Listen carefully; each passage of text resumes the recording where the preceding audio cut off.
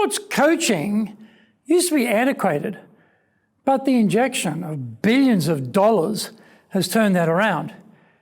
Japan, though, hasn't quite caught up yet with the advances in thinking taking place in the West.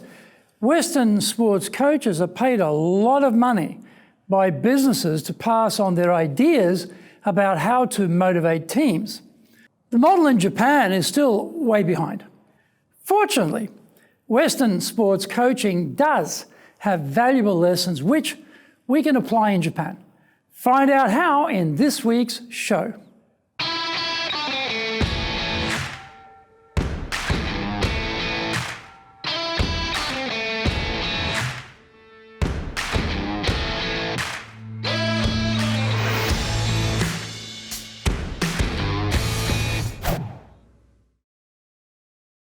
Welcome back to year 4 of the Cutting Edge Japan Business Show, which we release every Monday. I'm your host, Dr. Greg Story, your corporate coaching and training guy, master trainer, president of Dale, Carnegie Training Tokyo, Japan, and best-selling author of Japan Sales Mastery and Japan Business Mastery. And my new book, Japan Presentations Mastery, will be out shortly. We are bringing the show to you from our High Performance Center in Akasaka in Minato-ku, the business center of Tokyo. Why the cutting edge? We are looking at giving you a big edge in business in Japan. Let's all be at the forefront, at the cutting edge of how to flourish here in this market. This is episode number 201. Sports lessons which instruct leaders. So did I give a show. So let's get going. The classic halftime locker room Churchillian oratory from the coach, whipping the team into a frenzy for the coming onslaught, is now gathering dust in Hollywood's archives. Today's most successful coaches are masters of human psychology, combining insight with superb communication skills. What about leaders in business? Conferences, offsites, retreats are supplying substantial income for sports coaches as they induct business folk into the mysteries of motivation. Everyone heads back to work feeling fired up, but they often fail to adopt what they have been taught or told because they were not clear on how to do it. I originally came to Japan in 1979 to study karate, having competed internationally, and I've been a national coach for Australia, representing my country. In my experience, the Japanese model of sports leadership is antiquated, excelling in only one area, gaman, perseverance. The Japanese really know how to gaman. They do love technology, so lots of equipment in sports training, but the leadership soft skills are still underdeveloped. No great proliferation of sports coaches becoming gurus on leadership for business audiences here. Japan's feudal militaristic regimes for leadership spill over into business from the domestic sports world. University club members know that age, seniority, group dominance, rigid hierarchy and the suppression of the individual are the key leadership lessons learnt at varsity. Not a sparkling sports blueprint for leadership in the modern world of business. In 1988, I attended a luncheon speech by John Rebo, the CEO of the new Brisbane Broncos Rugby League Football Club. He had been a top player and was launching this new club, which today is a powerhouse. By that time, I'd been a karate instructor for 17 years, had studied under Japanese karate masters for 4 years in Brisbane and had studied in Japan for 6 years.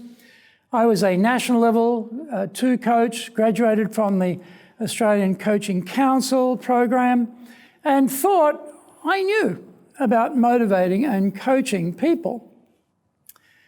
John Rebo said something at that luncheon which stunned me. He was contrasting the old-style rugby coaching technology with the more psychology-based approach today. He made the point that in the modern era, leaders coach each player individually and the big rah-rah rally style has gone. He gave an example where one player would be reminded of the big salary package and that he better perform or else. In another case, another player, the coach would just say, "It's a beautiful day to play football. Go out there and enjoy yourself." Absolutely no pressure placed on that player. Find out more when we come back from the break. If you want to be successful as a leader, do the Leadership Training for Managers course. All companies need people who can both manage and lead. Leading people screams out for real skills in communication, dealing with all different types of people, being excellent at innovation, planning, delegation, handling mistakes, doing performance reviews really well, and inspiring and motivating the team. Do the Leadership Training for Managers course now in either Japanese or English.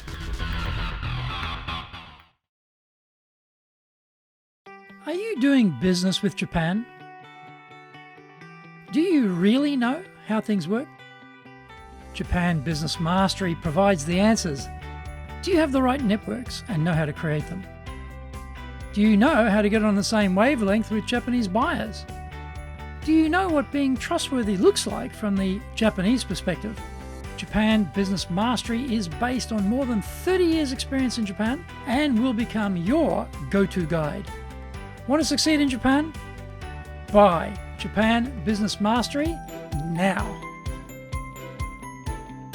Welcome back. The lesson for business in Japan is to train our leaders to motivate our teams one person at a time based on what that person finds motivational. Sounds obvious when you say it, but how many of us have any experience of being led that way or in leading others? Normally, the leaders do whatever they want and we have to fit in with it. They are often driver personality types where the key philosophy is my way or the highway. Motivating others requires a good understanding of the interests and aspirations of that person. Communication skills and time invested in getting to know that person are critical. In a time-poor world, however, of doing more faster with less, we are skipping steps and rushing toward the finish line. We just don't invest enough time in knowing our people.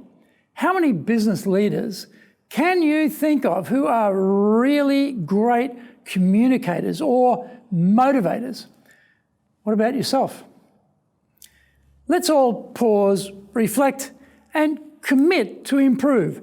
We need to build business success through our people, individual by individual. And the time to start is right now. Action steps. 1, reduce the amount of mass broadcast communications with the team and add in more one-on-one opportunities. 2, get to know the team better so you can understand their interests and aspirations. 3, find out what motivates them and work off that base. 4, improve communication skills by having better awareness of others. I hope you enjoyed today's show, and so please subscribe on YouTube. Share it with your family, friends, and colleagues. Become a regular. Hit the little bell icon to receive update notifications. Our website details are on screen now, www.dale-carnegie.cojp. It's packed with value, so certainly check it out. We try to offer as much value as possible, so you might also enjoy our other shows. In fact, we are releasing content 6 days a week.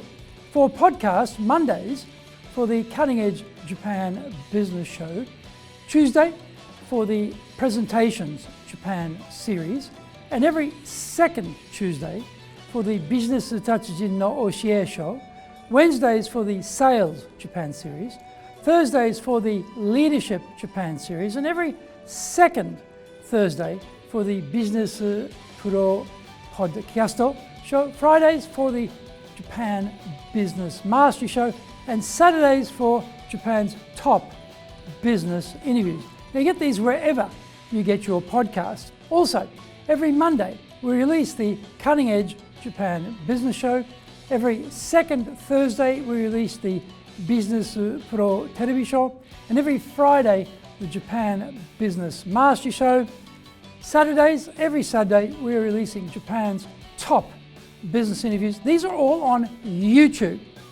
We appreciate your support, and please let others know about it so they can benefit too. We want to make a contribution to helping people build their careers and businesses. And so please join with us in that endeavor. In episode number 202, we're talking about how to pump up your audience. So, yoroshiku onegai itashimasu. Please join me for the next episode of the Cutting Edge Japan Business Show. We are here to help you. I've only got one direction in mind for you and your business, and that is up,